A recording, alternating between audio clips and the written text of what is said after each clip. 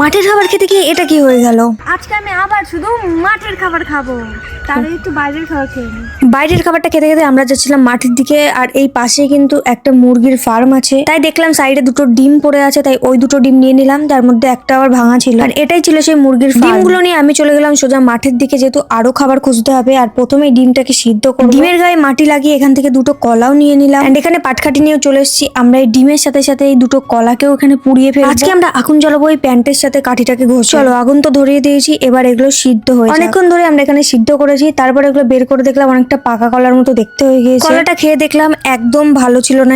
এখন আমরা ডিমগুলোকে বের করে নেবো, আর ডিমটা বের করতে গিয়ে দেখলাম এটা তো এখনো কিছুই হয়নি। একটু বেশি মাটি দিয়ে ফেলেছিলাম ডিমে। একটা ডিম হয়েছিল না বলে আরেকটা ডিম খুলে দেখলাম মাথা দিয়ে ভাঙতে গেলাম, আমার মাথায় ডিমটা এতটাই শক্ত ছিল যে আমার মাথা ফেটে যাবে, তাও ডিম ফাটবে। ডিমটা একদমই হয়েছিল না, তাই আরো অনেকটা বড় আগুনের মধ্যে ডিমগুলোকে দিয়ে চলে যাচ্ছিলাম একটা জায়গায়। তখন দেখলাম একটা ঘরের সামনে একটা আলু, আর তার উপরে একটা লঙ্কা। লঙ্কাটা দেখে আমরা ভাবলাম হয়তো কেউ কালা জাদু করার জন্য এখানে রেখেছে। প্রথমে লঙ্কাটাকে ফেলে দিলাম আর আলুটা খাওয়া শুরু করে দিলাম, তারপর কালা জাদু হয় আর যা হয় সেটা পরে। ডিমটা অনেকক্ষণ হয়ে গেছিল, তাই বের করে নিয়েছিলাম, যার মধ্যে একটা সিদ্ধ হয়েছিল আর একটা হয়নি। ছাড়াতে গিয়ে ওর গায়ে এত নোংরা লেগে গিয়েছিল যে জল দিয়ে একটু ধুয়ে নিলাম। ডিমটা হয়েছিল হাফ বয়েল সিদ্ধ, এত ভালো লাগছিল খেতে যে ঝটপট আমি এটা খেয়েও নিলাম।